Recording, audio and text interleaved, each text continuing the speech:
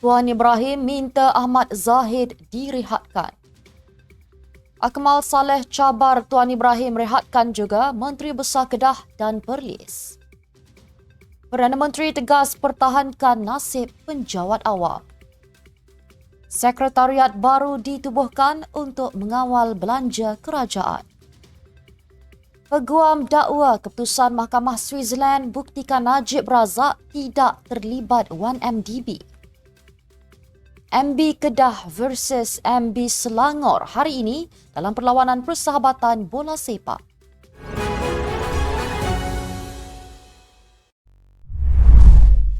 Bismillahirrahmanirrahim. Assalamualaikum dan salam Malaysia Madani. Bersama saya Mira Kilah dalam Netstep News edisi tengah hari. Jangan lupa ikuti kami di semua platform Netstep Malaysia.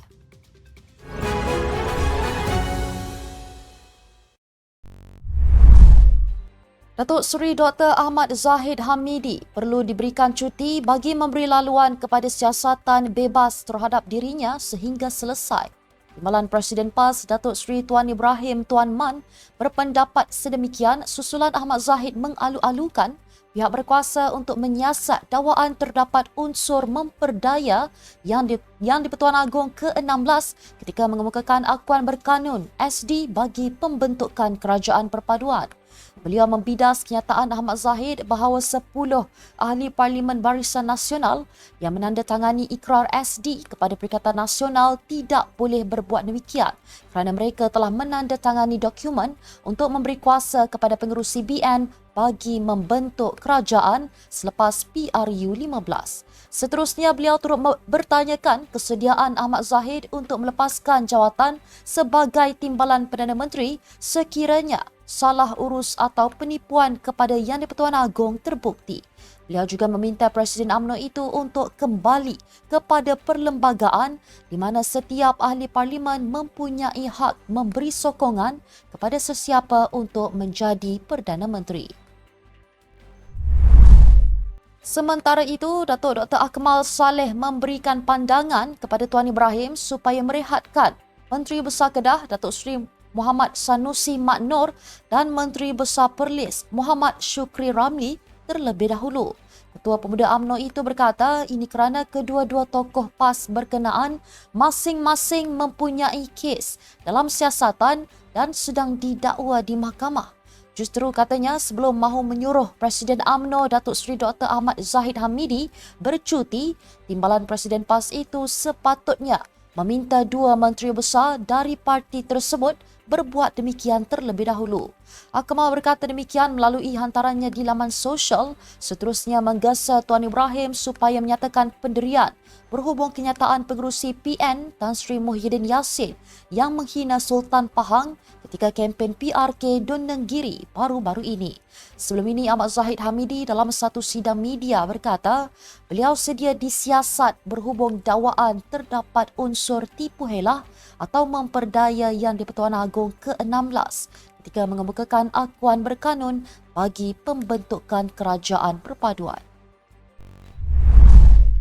Perdana Menteri Datuk Seri Anwar Ibrahim berkata beliau akan mempertahankan pegawai dan kaki tangan selagi mereka memegang amanah dan tanggungjawab dengan baik. Dalam ucapannya semasa perhimpunan bulanan bersama warga Kementerian Kewangan, mengingatkan pegawai dan kaki tangan kerajaan agar tidak gerun dengan mana-mana pihak termasuk individu yang mempunyai gelaran dalam menjalankan tanggungjawab serta amanah masing-masing. Tambahnya, negara tidak akan maju dan makmur jika kelompok elit yang dilimpahi dengan kekayaan mengelak daripada membayar cukai. Dalam pada itu, Datuk Seri Anwar yang juga Menteri Kewangan mengimbau pengalamannya mempertahankan pegawai muda melaksanakan tugas sewaktu memegang jawatan sama suatu ketika dahulu. Sebelum ini terdapat banyak kes dilaporkan mengenai ada tindakan diambil terhadap penjawat awam biarpun menjalankan tugas dengan baik susulan tekanan daripada pegawai peringkat tertinggi. Dalam perkembangan sama, kerajaan telah menubuhkan Sekretariat Kajian Rasionalisasi Badan Berkanun Persekutuan bagi menangani isu pertindihan fungsi dan dana negara. Menurut Perdana Menteri, Sekretariat di bawah Kementerian Kewangan MOF itu akan bertugas serta-merta dalam usaha kerajaan melaksanakan reformasi besar-besaran perkhidmatan awam.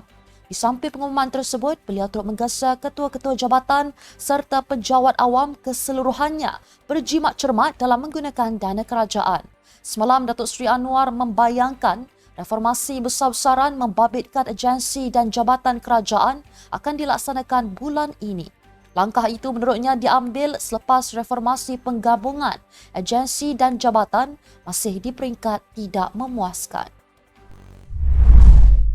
Peguam Bela Datuk Seri Najib Razak Tan Sri Muhammad Syafi Abdullah memberitahu Mahkamah Switzerland tidak membuat dapatan bahawa ahli perniagaan dalam buruan Low Teck Jo atau Jolo pernah mewakili anak guamnya. Beliau mendedahkan keputusan Mahkamah Jenayah Persekutuan Switzerland berkaitan dana One Malaysia Development Berhad 1MDB yang menjatuhkan hukuman penjara dan denda kepada dua individu membuktikan Datuk Seri Najib Razak tidak terlibat dalam penyelewengan itu.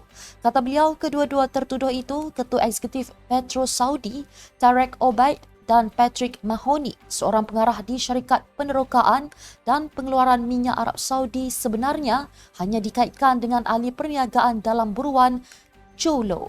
Justru Muhammad Syafi mendakwa hanya naratif jahat sahaja yang mengaitkan bekas Perdana Menteri itu dengan penipuan penyelewengan yang telah dilakukan oleh Jolo bersama-sama Tarek Obaid dan Patrick Mahoney.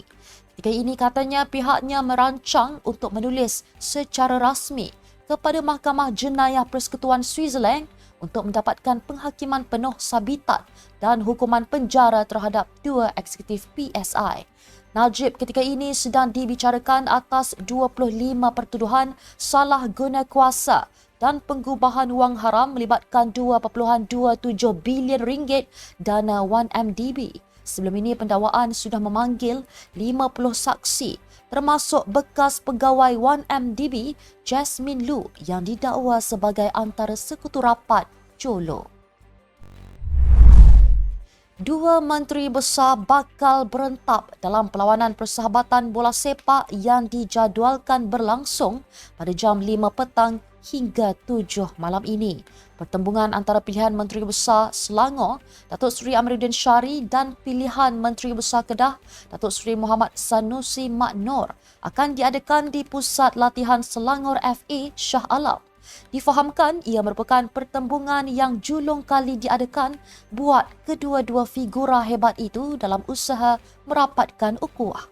Menerusi di ruangan komen Facebook Urus Setia Penerangan Darul Aman UPDA, majoriti penggemar sukan bola sepak teruja untuk melihat dua pemimpin negeri terbabit berentap dan menunjukkan skill masing-masing di atas padang.